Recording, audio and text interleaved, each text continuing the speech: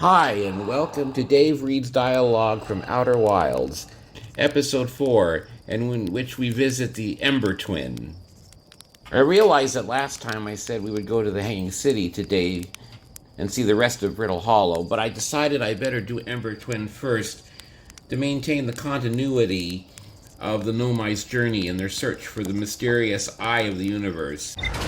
I've noticed that many people who play this game sometimes have issues with the autopilot taking them where they don't want to go and actually having them crash into other objects en route. This is because the autopilot is designed so that it always travels in a straight line. So if another object gets in between you and your destination en route, you'll crash. However, here's a pro tip to avoid that. When you first launch in your ship, immediately thrust upward so that you're flying out of the plane of the solar system, as I'm doing now. Then approach your destination from above, because fortunately in this solar system everything is in the plane of the ecliptic, i.e. in the same plane as our home planet Timber Hearth. So if you approach your destination from above, then you can travel in a straight line to your destination without hitting anything else. So this actually is a binary planet, collectively known as the Hourglass Twins. And you can kind of see why here, because sand is flowing from Ash Twin to its twin, Ember Twin. And as we start out, Ash Twin is completely covered by sand, but as the sand gradually transfers to the Ember Twin, more and more of what lies underneath becomes visible. And we'll learn more about that in the next episode. But for now, we will now land on Ember Twin, and the first thing we want to do is talk to our fellow Hearthian astronaut, Shirt, because he can give us some insights about the strangeness of this world.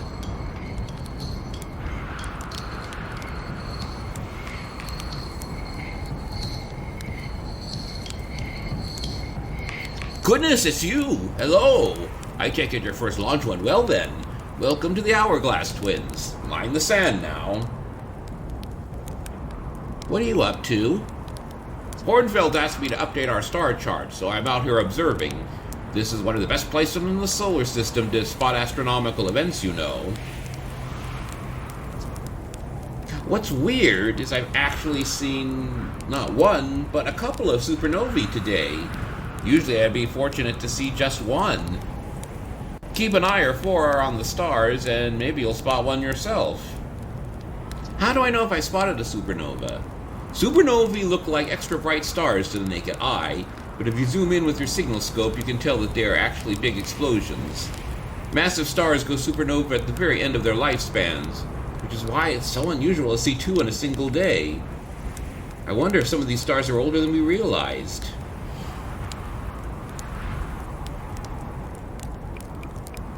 How dangerous is that big column of falling sand?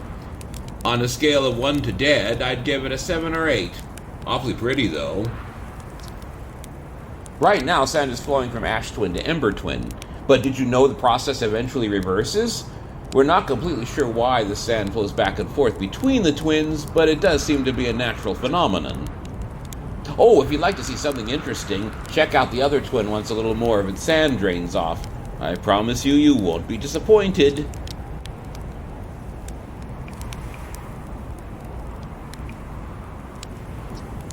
To be honest, I haven't left the slate bed. I don't mean to brag, but I'm really quite good with the little scout, so I've been taking pictures of everything from right here. Have you seen the old shipwreck on Ember Twin's southern hemisphere? The one shooting a bright beam of light into the sky? It's not one of our own crashes, surprisingly enough. But this one's a Nomai ship. You'll find Nomai ruins all across the Twins, but strangely not a single settlement. Believe me, if there was one, I'd have seen it with my little scout. So where do they live? Not on the surface, clearly.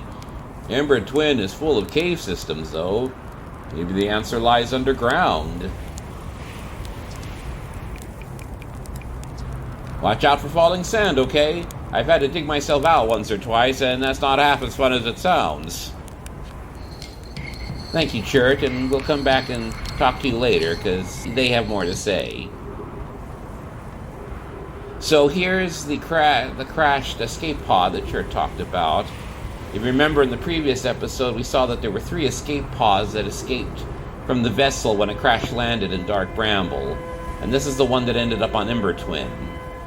And if we go through the escape pod, we'll find the path they took to find shelter below the surface of this planet.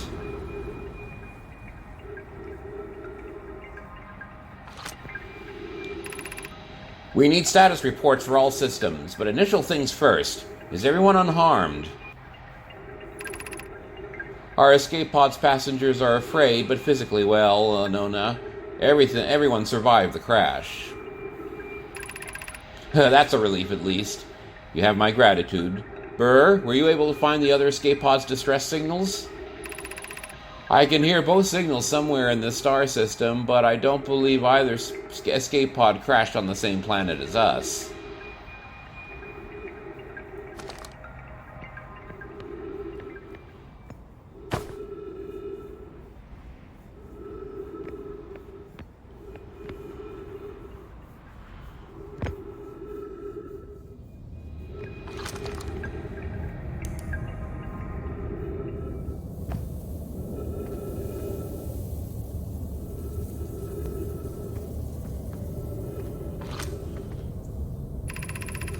We have found an enormous cavern at the end of this passage that appears promising. I believe we could construct a long-term shelter there. The cavern Malore found is a wise choice for shelter. Could one of you mark directions for the others to follow? This is the start of the path to the shelter site. I've left directions to guide you there. Of note, we must hurry as the pathway there is filling with sand. Do not allow yourself to be buried by sand, and make sure no one is lost. Yes, because not only are these caves somewhat claustrophobic on their own merits, but also there's sand continuously flowing in from Ash Twin. To reach the shelter site, walk forward until you meet the sand fall at the pit. Then turn left. Continue to the room filled with rock column formations and climb upward through the opening above them. The sand here is rising, so you must be cautious but swift. Yes, or otherwise you'll get crushed by the rising sand, which, as Chert would say, is not half as pleasant as it sounds. And so we follow the convoluted maze to get to their settlement known as the Sunless City. To go to the Sunless City, to go to the Sunless City. First go to Meow, turn left at Meow, turn right at Meow, go Meow at Meow. Apologies to Mr. Rogers. And here you are. Here's the door into the city.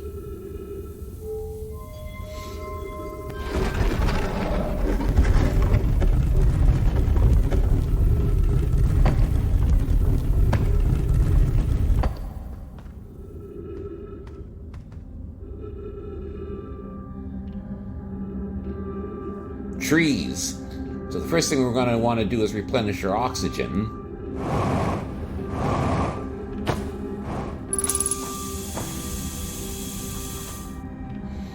And now there's one important piece of conversation we definitely want to look at. A very interesting debate that the Nomai had.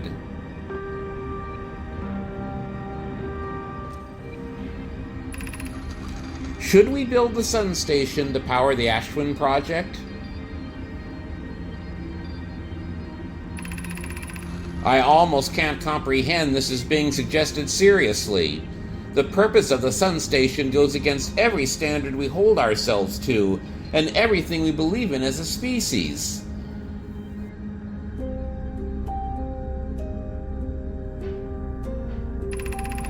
Unsurprisingly, Idea, I disagree. We're pushing a possible new technology further than ever before. That, in my experience, is the defining characteristic of our species.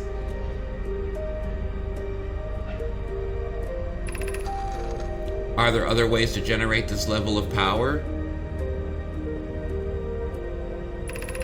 Theoretically, yes. Practically, no. I can't imagine discovering them in our lifetimes.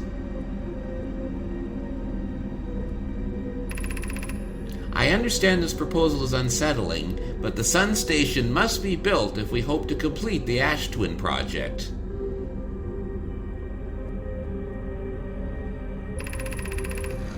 If we fail, and the probability of this is not insignificant, we will without question destroy ourselves, all life here, and the rest of this solar system. I wish to protect these species. The potential annihilation of an entire star system is too severe a cost. We shouldn't build the sun station, no matter how badly we want the knowledge that comes with it. Fear of failure is a poor reason not to try. I believe if we're cautious, the sun station will work. I believe in Pi.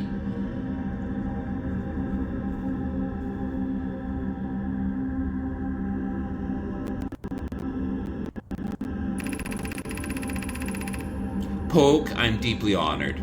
Idea, I comprehend your position. However, if we aren't all but certain the sun station will not cause destruction once we've built it, then I won't support the station's use.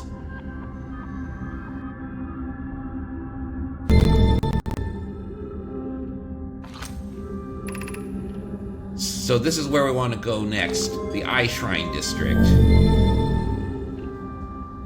Of course, we'll learn more about the Ash Twin project, but it has to do with their search for the Eye of the Universe, with which the Nomai are becoming increasingly obsessed. Be welcomed in this place. This shrine is a space to reflect on what brought us to this star system, the signal from the Eye.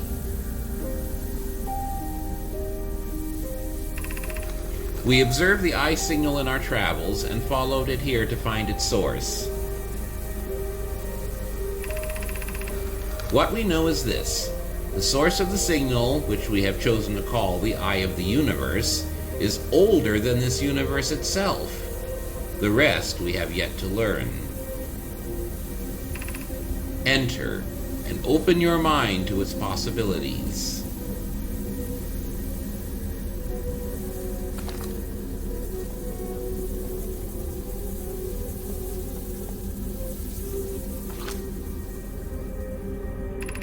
If the Eye called to us, why won't it reveal itself?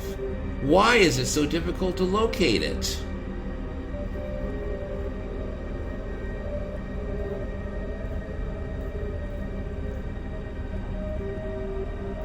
Did the signal stop? Does the Eye no longer desire to be found? No, it's not that, guys.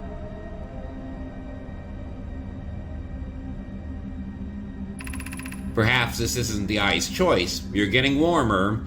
The Eye may not be able to communicate with us more than it already has. Did something happen to it? Well, yes and no. And we'll find out more about that in a later episode. Is the Eye natural or artificial? Maybe someone built it. The Eye is older than the universe itself. How could something exist before its creator? It could be naturally occurring, though this doesn't answer how the Eye could be as old as it is.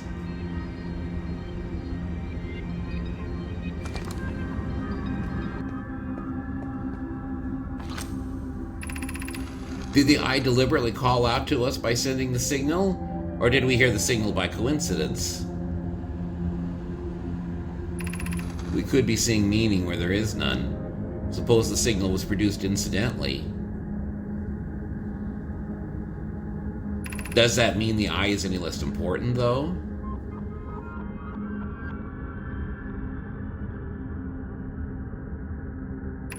Perhaps the Eye wanted to be found. Could it be sentient? Maybe it chose us. Even the Nomai, like all races, want to feel special. Does the eye desire something from us? Could it need us in some way? Maybe it doesn't have to be us.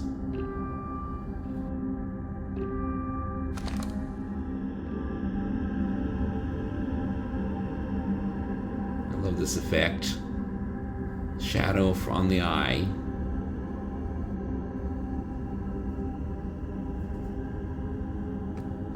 And there's the window that causes it.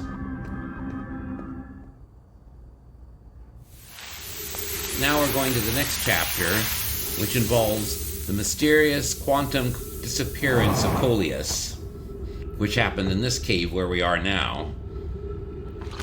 There's a quantum rock.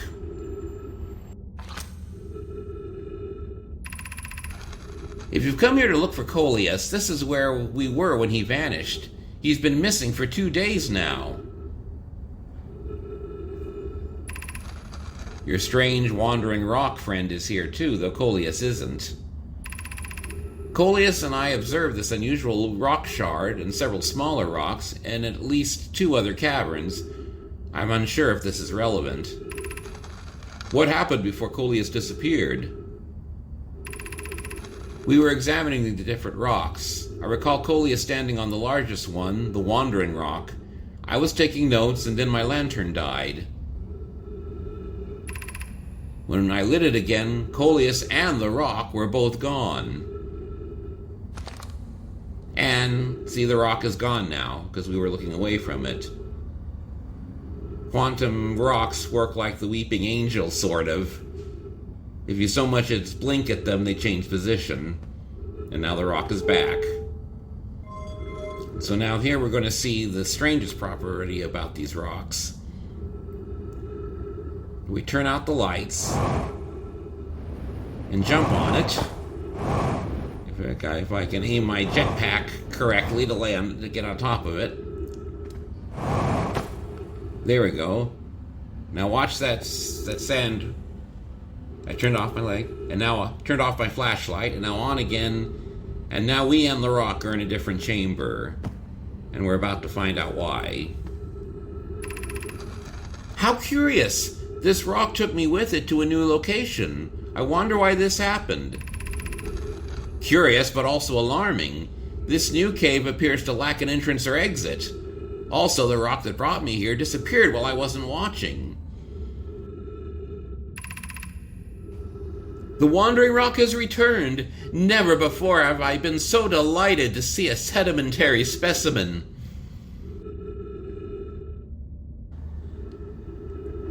I wonder if I myself became quantum briefly when the rock carried me here. It seems the clearest explanation. Hypothesis. If the rock can bring me here, it can also carry me out. My hypothesis was correct. I can travel on this rock as long as I'm not observing my surroundings, meaning I must be in complete darkness. I'm going to bring my mentor here to see this. Malore is here now too. We theorize when a conscious being is in contact with a quantum object and ceases to act as an observer, explaining the need for darkness, the being can become quantum entangled with that quantum object, and they move together. Friends, Coleus has discovered a new quantum rule. He has also promised me he'll never vanish again, even if he does learn something useful from it.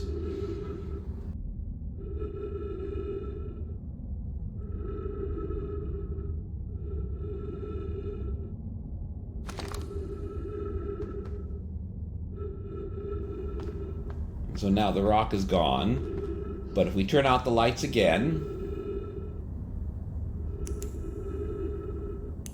and back on, and the rock is back.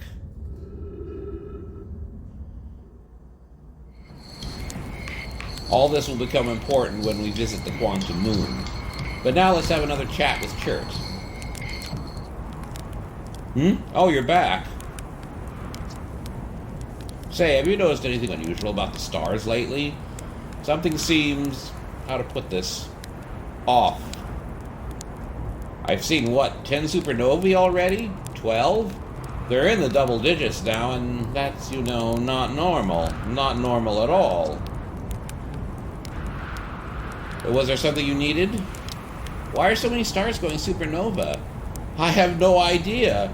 Massive stars go supernova when they reach the end of their lifespan, so it's possible that the stars are older than we realized. Or maybe our models are wrong and they don't live as long as we expected.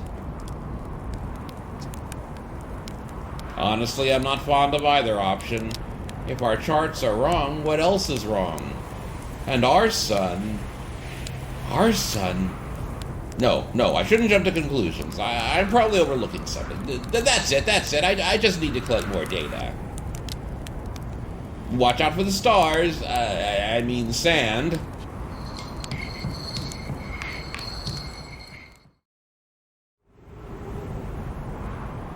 And now we're going to travel to the high energy lab. You may recall from the last episode, or maybe it was the episode before, the Nomai were very puzzled because whenever they warped from one place to another, they actually arrived very slightly, by a fraction of a second, before they left. Now they're going to find out if that's really happening or if it's just some anomaly with their equipment. Records show Nomai arriving at the warp receiver on Brittle Hollow very slightly before departing from the White Hole Station. Raimi and I are devising an experiment to test if this is a real phenomenon or simply machine error.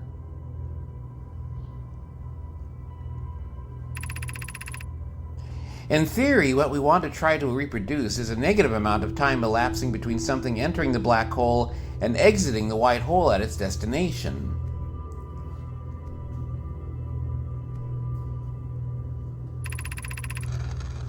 First things first, our experiment setup will first pair a small black hole core with a small white hole core to mimic the setup on the White Hole Station.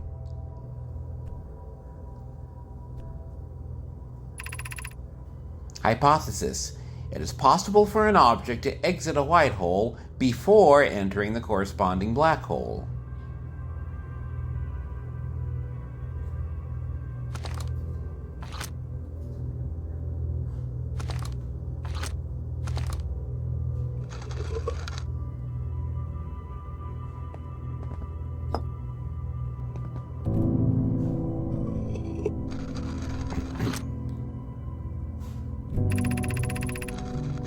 An update.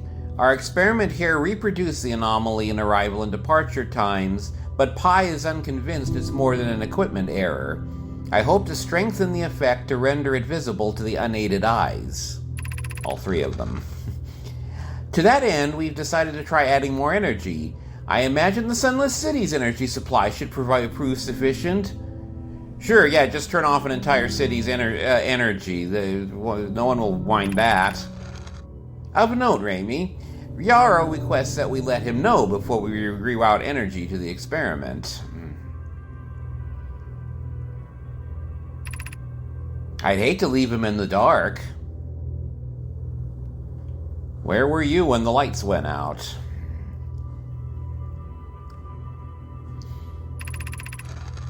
All available energy has been rerouted from the city to our experiment. Raimi and I are about to run a new test. Hypothesis confirmed! Hypothesis confirmed! I saw it! Pi saw it! Hypothesis confirmed! This is beyond extraordinary. This changes everything. What a beautiful day for the intersection of abstract theory and practical application.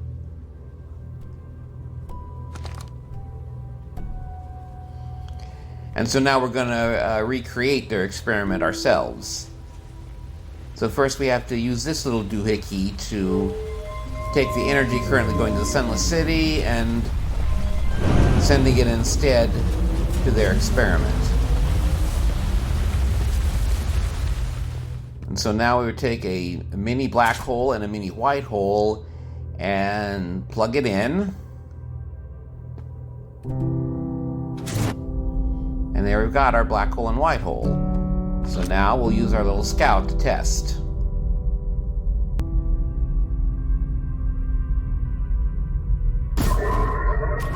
Sure enough, we see the scout emerging from the white hole before it's entered the black. Let's do it again. There, now you can see it again. And now we'll just do it in instant replay slow motion, just to make it even clearer. So there we go. As Raimi says, hypothesis confirmed. And thus the Nomai discovered time travel.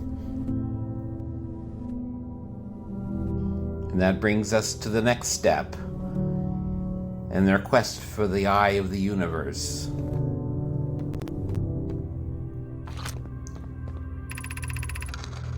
The Southern Observatory is asking if creating a 22-minute interval is possible. That is, to have something arrive 22 minutes before it is actually sent through the warp. So this is what we saw was referred to in the previous episode of the Southern Observatory, when they needed a means to send multiple probes, possibly millions, in all directions to try to find the location of the eye of the universe. So instead of making multiple probes, what they're going to do is just have one probe and just keep sending it back in time. Or more accurately, to send its data back in time. We've learned the negative interval of time between departure and arrival can be increased by adding more energy to the warp core.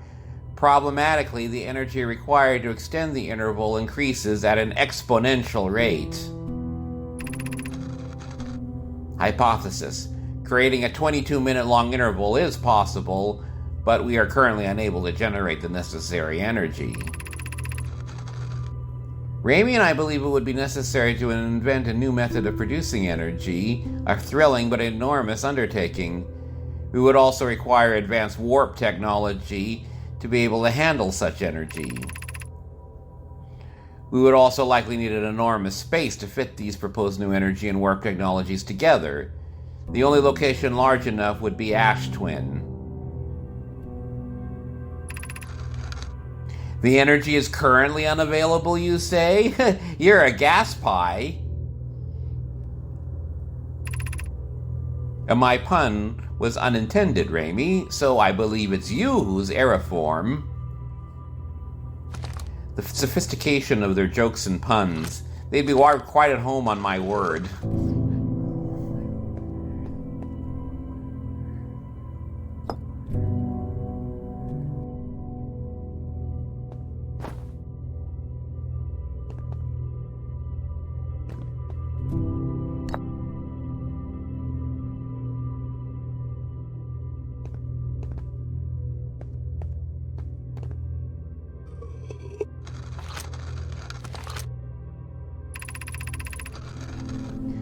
The Ash Twin project will be one of our biggest undertakings, metaphorically and physically. To build it, we need a way to travel quickly between Ash Twin and each location that holds crucial project materials.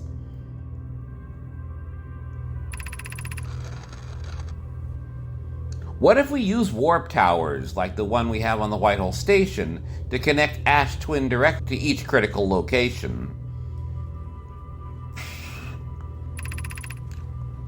Poke, Root, and I can begin work on this immediately at the Black Hole Forge. This will keep us busy.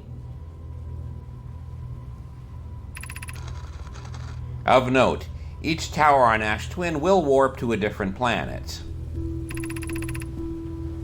My gratitude to those who noted my imprecise language. Yes, the sun is not a planet. I believe this has been sufficiently clarified. Kindly stop reminding me. We can design each tower to visually reflect its warp destination.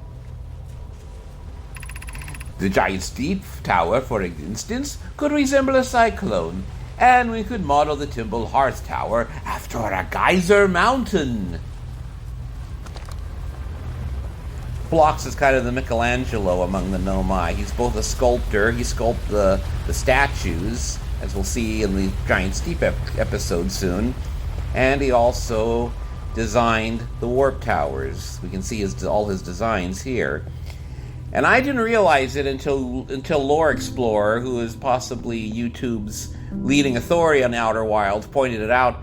But all the towers on the Ash Twin are in the order of the planets are from the sun. But we'll see that when we actually look at the towers on Ash Twin in more detail in the next episode. So I think we're done here with the high energy lab. There's just one more thing I want to do in this episode, and that's as we get near the supernova and the end of this 22-minute time loop, I want to have one more talk with Chert about his observations.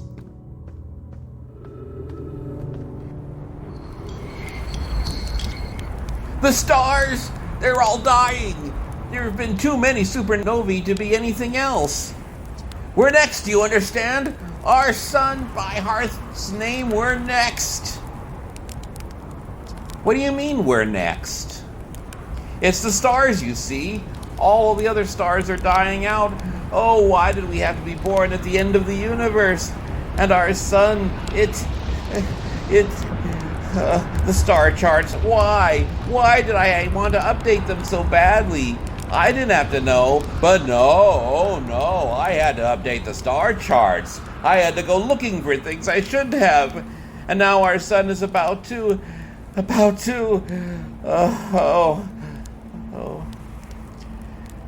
Come, sit with me, my fellow traveler.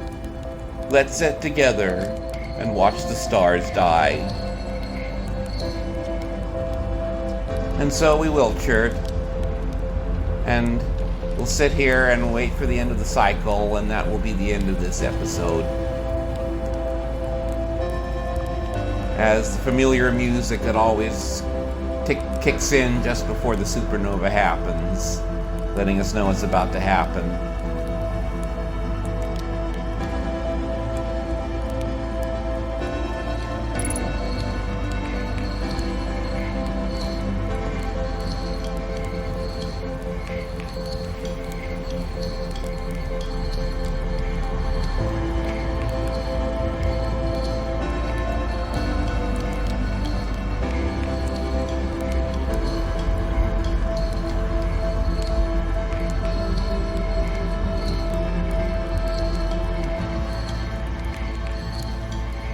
Up this close, a red giant star looks pretty scary. I wonder if this is what, say, Betelgeuse would look like if we could see it up close.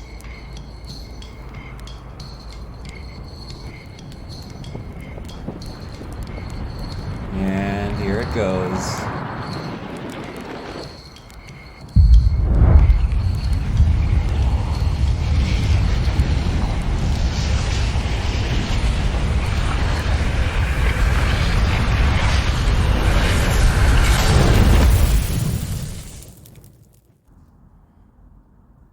And so that's it for this episode. See you all next time.